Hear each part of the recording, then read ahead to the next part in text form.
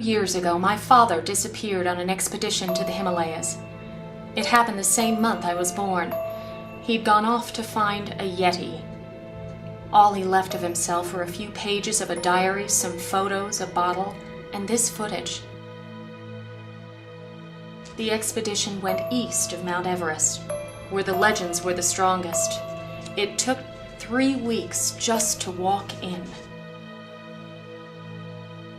They made their base camp at the foot of an 8,000-meter mountain.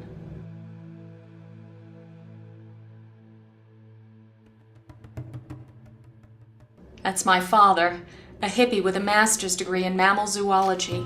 He was young, probably about my age now. They thought their Yeti lived up here somewhere. It seems to me the mountain was deadly enough, without adding a wild animal.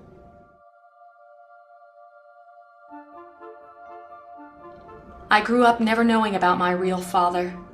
Mom never breathed a word about him. I've watched this footage 100 times, trying to figure out what kind of a man could leave a pregnant wife, if they were even married, in order to chase after a fairy tale. I mean, his baby, me, was about to be born. Someone's yak had been killed and eaten. That's what triggered this expedition.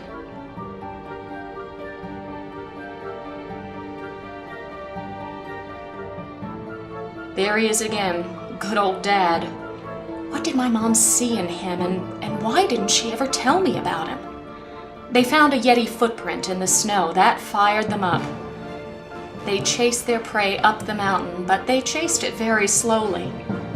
At extreme altitudes, your blood gets thick with red blood cells to carry what little oxygen there is. Your heart gets bigger, trying to pump it.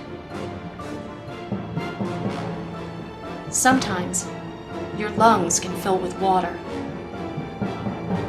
You can actually drown in your own body fluids.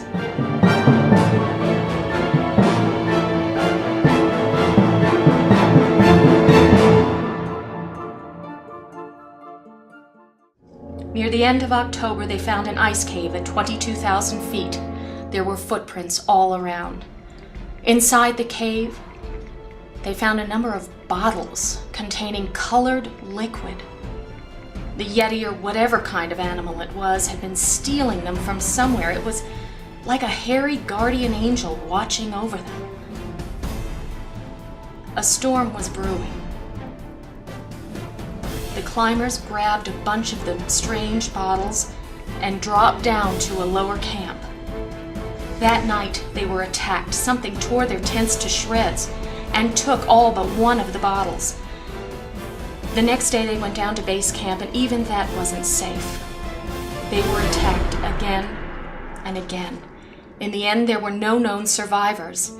That leaves a lot of mysteries, like how did my mother get this footage, and my father's diary, and the Zenie bottle? Where do Zenie bottles come from in the first place? And is my father really dead? People ask me why I'm searching for a man I never knew. He's become my Yeti, a mythical creature that only exists in your mind, but if he could find his Yeti, then maybe I can find my father someday. Maybe the Zenie bottles can lead me to my source. I hope so.